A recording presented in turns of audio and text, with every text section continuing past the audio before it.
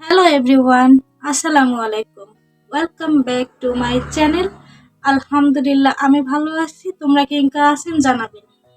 তে আজকে ভিডিওটা শুরু করনো একেবারে দুপুরবেলা 12:30 বাজে গেছে। কারণ আজকে সকাল থেকে এত শীত, বিছানা থেকে উঠাই যাচ্ছে না, ল্যাপের থেকে বাড়ানোই যাচ্ছে না, হাত পাও শীতল হয়ে যাচ্ছে।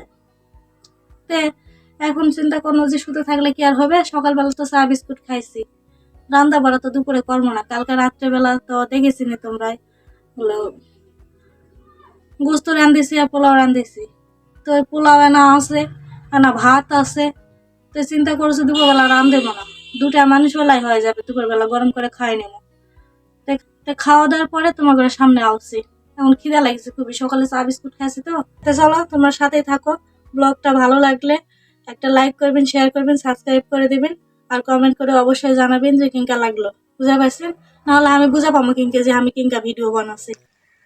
দুপুরবেলা ভাত পানি খায় খুব শীতে লাগিছে, ওই জন্য সোয়েটার গায়ে দিয়ে থাল বাসন কটা ভরে চলো সেই কটা ধুবে নিয়ে আসছি। এই কটা থাল বাসন ধুয়ে থুয়ে তারপরে যাবো এক জায়গা একটা জিনিস নিবে। তোমরা সাথেই থাকেন, তাহলে দেখা পাবেন কি জিনিস নিয়ে আসছে, কি করছে, বুঝতে পারছেন। আমি আবার কেবল খেয়াল করনো যে এতক্ষণ ধরে আমার মাও আমার পাশটা নিয়ে খাড়া হয়ে আসলো, খাড়া হয়ে দেখছে আমি ভিডিও বানাচ্ছি না কি করছে। বাইরে থাল বাসন ধুবে আলে কি যন্ত্রণা দেখছেন, মুরগিটা কি করছে, খেতে দিয়েছে তাও আছে। কি করবো কও, থাকি একটা বেড়ার বাড়িতে, আমার তো আর মানুষের মতন বড় বড় বাড়ি নাই, বিল্ডিং নাই, বিল্ডিংও নাই, আবার হচ্ছে ভিতরে কিচেন রুমও নাই, রান্নাঘরও নাই, কিছু থাকলে পরে ওটি রান্না বাড়া করতে হনে, ওটি ধোয়া ধুই করতে হনে, সবকিছু করতে হনে, বুঝতে পারছেন। তো যাই হোক, এলা দুঃখের কথা কয়ে কোনো লাভ নাই। অনেকে আছে সেলা শুনে আবার কবে যে সিম্পাতি আদায় করার চেষ্টা করেছে। আমার কারো সিম্পাতির দরকার নাই ভাই, এলা করার দরকার নাই। আল্লাহ আমাকে যা দিছে, যেটুকু দিছে যথেষ্ট দিচ্ছে। যে কোনো মানুষের যে একনাও থাকে না, রাস্তার ধারত বসবাস করে, ঘর নাই বাড়ি নাই কিছু নাই, তারা কি বাঁচে নাই? আমিও বাঁচে আছি। তো যাই হোক, তোমাদের সাথে গল্প করতে করতে আমার থাল বাসন ধোয়া হয়ে গেছে, চলো বাড়িতে যাই থাল বাসন নিয়ে। দুপুরবেলা ভাত খায় উঠে এত শীত লাগে, চলো সাথে সাথে সোয়েটার গাও দিচ্ছি দিয়ে থিয়ে থাল বাসন দু একটা ভরি, চলো বলে মাঝে নিয়ে এসে থুয়ে আমি যাবো পারাইছি এক জায়গা, আমার এক ভাইয়ের বাড়িতে যাবো, একটা জিনিস নিয়ে কথা নিয়ে আসি, তারপর দেখা পাবেন, তোমরা সাথে থাকো। তখন কখনো না যে এক জায়গা যাচ্ছে একটা জিনিস নেবে, সেটাই যে নারিকেল কুড়া নেবে গেছনো, কারণ আমার বাড়িতে নারিকেল কুড়া নাই।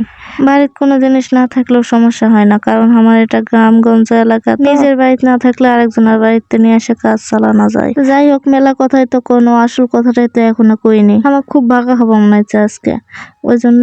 তো বাড়িতে খেজুরের গুঁড়ো আছে, নারিকেলও আছে, ওই জন্য হলো নারকেল কুড়া নিয়ে এসে নারকেল কুড়া বসেছে ভাগাতল মতাই। তোমাদের সাথে কথা করতে করতে নারকেল কুড়া প্রায় আমার শেষের দিকে। ঠান্ডা মাজাত বসে থেকে নারকেল কুড়াতে এত অসুবিধা হচ্ছে। অসুবিধা হলেও করার কিছু নাই, নিজের কাম নিজে কি করা লাগবে। আমার তো আর হাতে হাতে করে দেওয়ার মতো কেউ নাই, নিজের কাম নিজে কি করা লাগে। তোমাদের সাথে কথা করতে করতে আমার নারকেল কুড়া প্রায় শেষের দিকে। তো সাথেই থাকো, সামনের দিকে আরো চমক আছে। আমি কিংকা করে ভাগা তুলে তোমাকে দেখামো। ভালো লাগলে একটা লাইক দিবেন, শেয়ার করবেন, কমেন্ট করবেন আর এটা সাবস্ক্রাইব করে দিবেন অবশ্যই।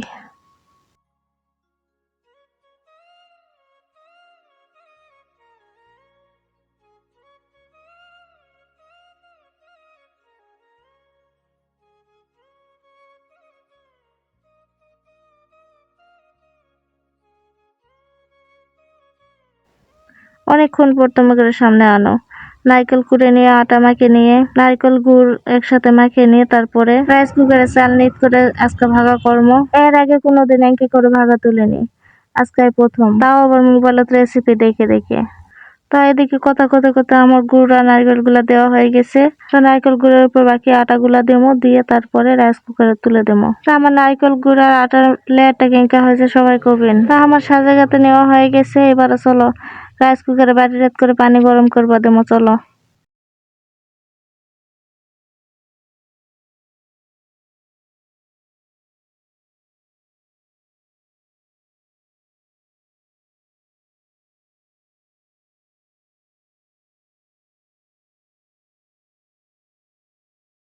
এদিকে দেখো আমি রাইস কুকারে বাটি করে পানি গরম করবো বসে দিচ্ছি, কারণ আমার রাইস কুকারেরটা আবার নষ্ট হয়ে গেছে। কি করবো কও, কাজ তো করা লাগবে নাকি। তাই এদিকে পানি বলক উঠে গেছে, আমি রাইস কুকারে তুলেও দিছি। দিয়ে 10 মিনিটের মতো ভাপ দিয়ে নেওয়ার পরে আমার পিঠা হয়ে গেছে। দেখো আঙ্গুল দিয়ে ঠাসা দিলে উপরে উঠে চলে আসছে, তার মানে আমার পিঠা হয়ে গেছে। এখন ঢালে নেবো। তা আমার পিঠা নামানোর সময় হয়ে গেছে, নামে নিয়ে এসেছি বাটিত করে। এবার এই প্লেটটা ঢালে নেবো। ঢালবার লাগে আবার উল্টে পড়ে যাচ্ছে, দেখেছেন? এত শখ করে একটা জিনিস বানাইছি, পড়ে গেলে কেঙ্কা লাগবে কত। তারপর বাদায়নি ঢালাই নিলাম থালত করে। দেখো কেঙ্কা হয়েছে, দেখে তোমরাই কবিন। ঢালা হয়ে গেছে আমার মোটামুটি। এখন এটা তুলে নেবো, নিলেই আমার কাজ শেষ। এবারে কাপড়টা তুলে নেওয়ার পালা। কাপড়ের উপরে আবার গুড়ের দাগ লাগিয়েছে, গুড় গলে পরে দাগ হয়েছে। তো এবার আমি হাত দিয়ে দেখছি যে কি হয়েছে এলা। তারপর দেখলো যে না, কোনো সমস্যা নাই, ওই জন্য কাপড়টা তুলে নেছি। মাশাল্লাহ মাশাল্লাহ হয়েছে দেখতে, মাশাল্লাহ হয়েছে। খাইতে না জানি কত মজা হয়েছে। পিঠা নামানোর পর আমি তো আবেগে আপ্লুত হয়ে গেল, কারণ আমার হাতে এত সুন্দর পিঠা ভাবা যায়। নামানোর পরে আমি আবার দেখে এদিক সেদিক খুঁজতে চাকু বার করে নিয়ে আসলো, কারণ আগে কাটা দেখবো না যে এত এত কষ্ট করে যে একটা জিনিস বানানো কিংকা হলো। কারণ আমি কল্পনাই করা পাইনি যে এত সুন্দর হবে আমার হাতে এই পিঠা, এই প্রথমবার।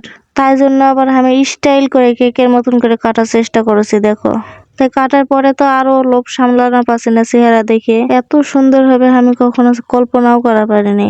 মাশাল্লাহ মাশাল্লাহ। তো সেই লোভে লোভে আমি আগে খাওয়া বসে গেছে। ছেলের বাপ আমার বাড়িতে নাই, ছেলের বাপক থেকে আমি আগেই খাচ্ছি, কারণ আমার ছেলের বাপ অত পছন্দ করে না পিঠা। এদিকে আমি পিঠা খাই, আর তোমরা আমার চ্যানেলটা সাবস্ক্রাইব করে দাও, একটা লাইক করে দাও, আর একটা সাবস্ক্রাইবও করে দাও। আর যদি ভালো লাগে ভিডিওটা তাহলে একটা শেয়ারও করে দিও। তা আজকের জন্য এখান থেকে বিদায় নিচ্ছি। ভালো থেকো, সুস্থ থেকো। দেখা হচ্ছে আগামীকাল নতুন আরেকটা ভিডিওর সাথে। আল্লাহ হাফেজ।